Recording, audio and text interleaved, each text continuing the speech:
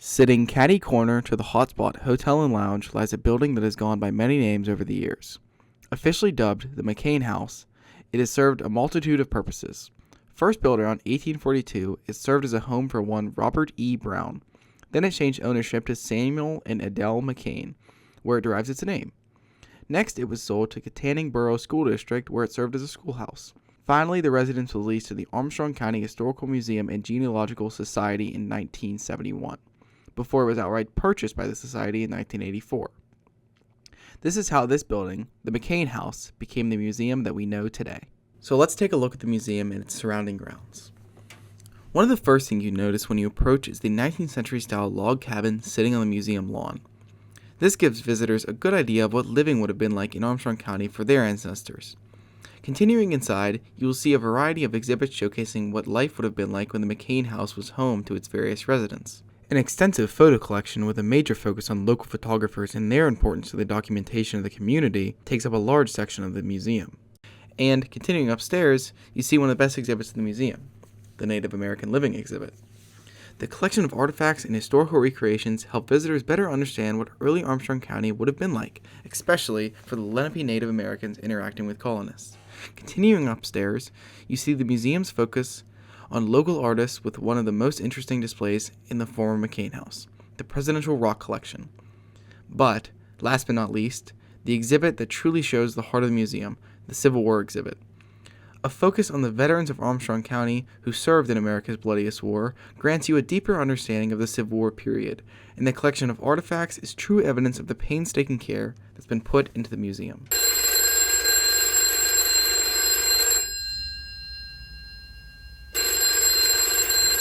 I'm here with Jim Johnson, the curator of the Armstrong County Museum. Mr. Johnson, could you please introduce yourself and explain your role with the museum here? My name is Jim Johnson, and I'm a member of the Armstrong County Historical Society Board of Directors, and I'm also have been appointed by the board as the museum curator.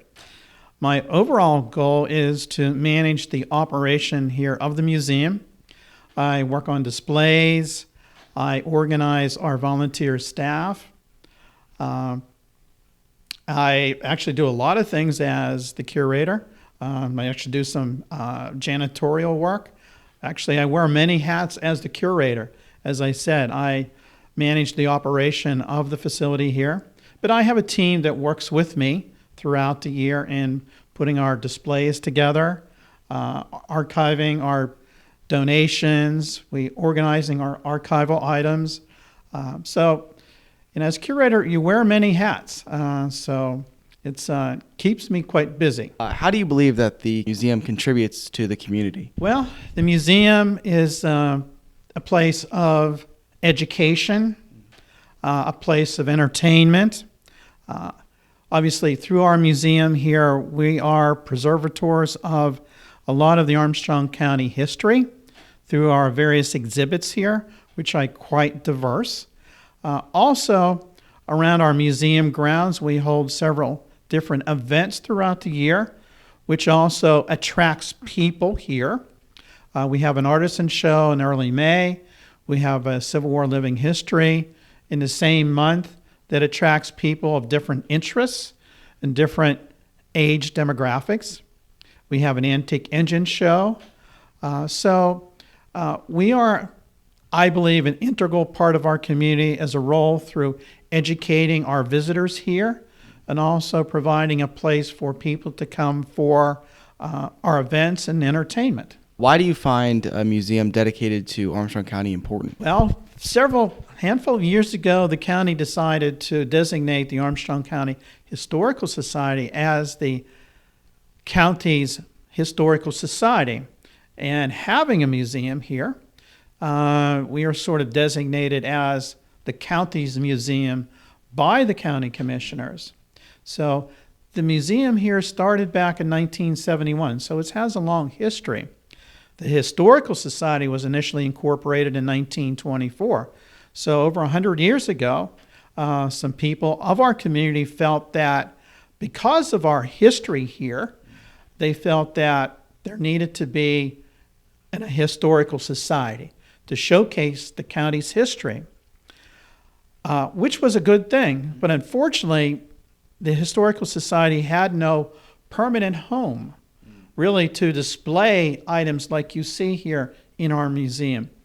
And it wasn't until 1971 that the Historical Society was able to start to lease this building here from the school district for its first home. So then, from my understanding, people started to donate more things that they had in their own collection that they were willing to share or donate here to the society for display. As I've told you, the society started its first home here in 1971, but the building that we are standing here and conducting this interview, construction was started initially around 1842. So we're in an old facility. Now, it was added on in phases back in the early 1900s. So where we are here, we are sitting in actually part of the county's early history. Robert Brown bought this property from the county commissioners, started construction, did not finish construction, and it was then bought by Thomas McConnell and his family. Mr. McConnell was a local businessman. He and his family finished construction of at least the federal style home. We aren't sure when it was finished, but it's a federal style building. Now, the family, his family, remained here as residents for almost 100 years. The back part of the house was added on in the early 1900s. So today's museum was a residence for almost 100 years. And in 1944, Mr. Samuel and Adele McCain, who were the current family living in the house in 1944, sold the property to the school district. There was a tragedy in her family which led to her having to settle a lot of financial issues.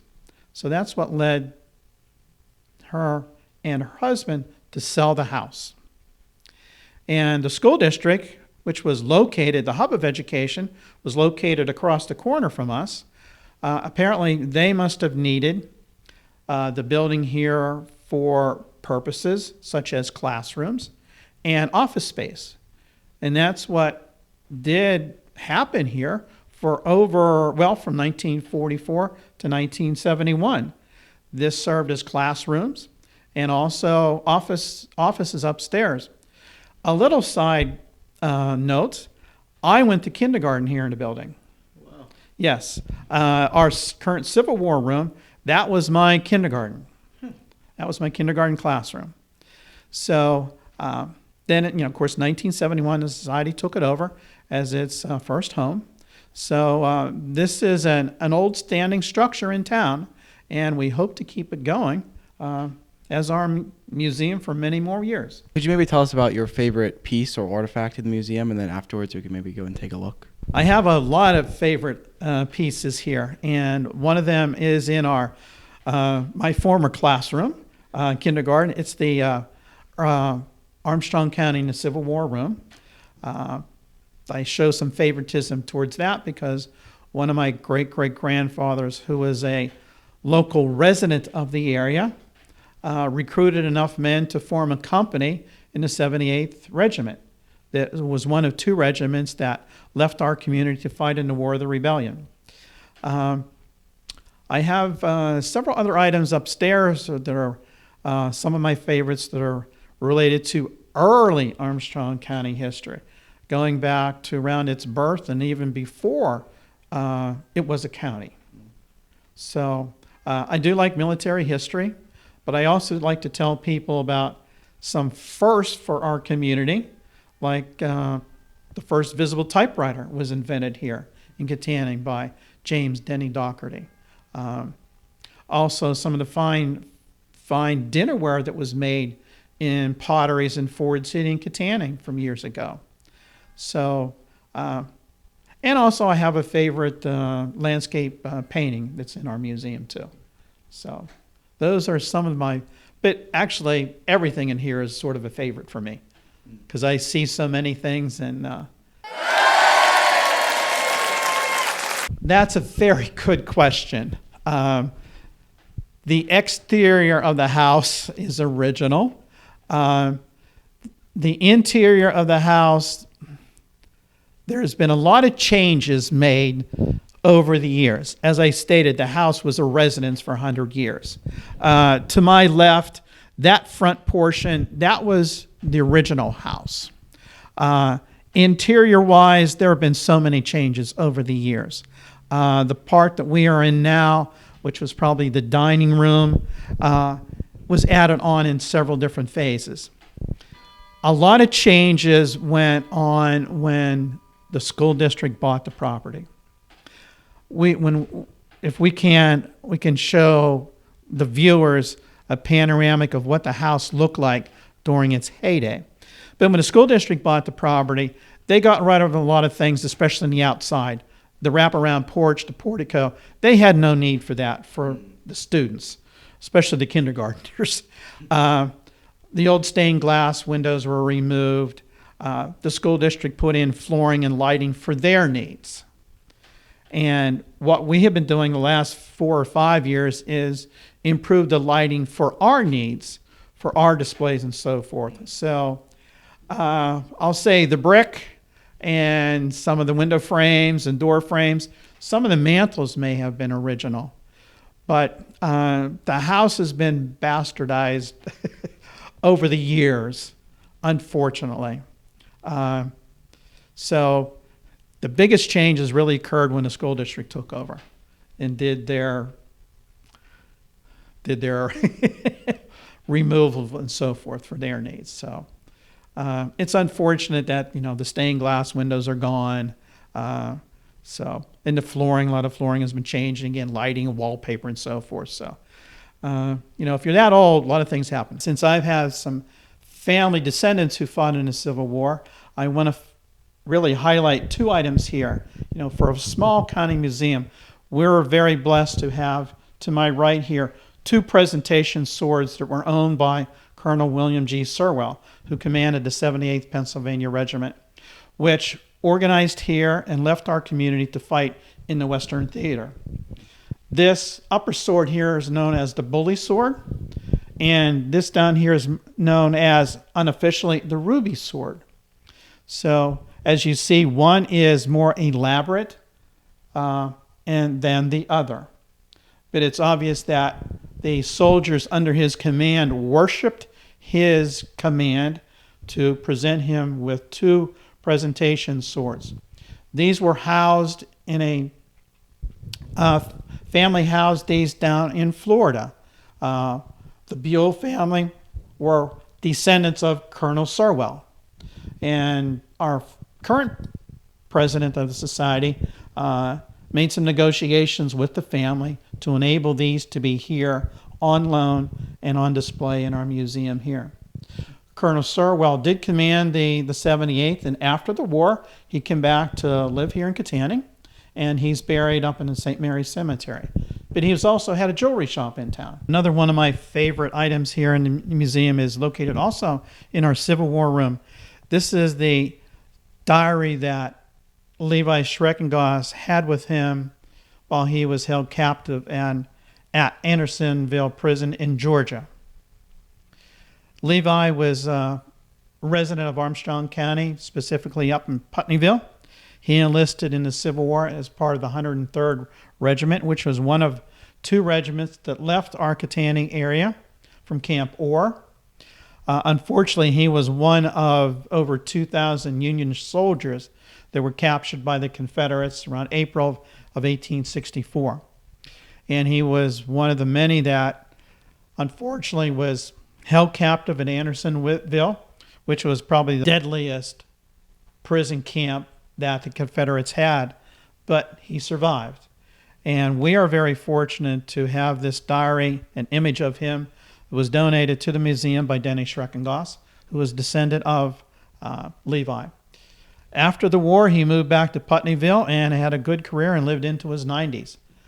But we are very pleased here to have a rare, one-of-a-kind item that Levi Schreckengoss had with him during the Civil War and at Andersonville Prison in Georgia. A lot of people do not know that the first visible typewriter, as you see here, was invented in Kittanning by James Denny Doherty. He was a court stenographer, and I guess what he was using for typing, he was not pleased, so he developed a system in which he would put ink on ribbon, so then when he punched his keys, he could see what was being typed. So a very ingenious man. There was a factory located at the lower end of town. Many of the older people refer to that area as Typewriter Hill. Unfortunately, the factory and manufacturing did not have a long life. However, these are quite collectible. We had a gentleman here at the museum this past summer, traveled up from Louisiana to see what we had on display. He's preparing I think he's preparing a book on old typewriters. So we were quite pleased to have him visit our museum to see our display of the Denny Doherty typewriters. If you look on your phone today, you will see the same keys, and on the third row, you see ERTY. That's been carried on through today, even on your phones that you use.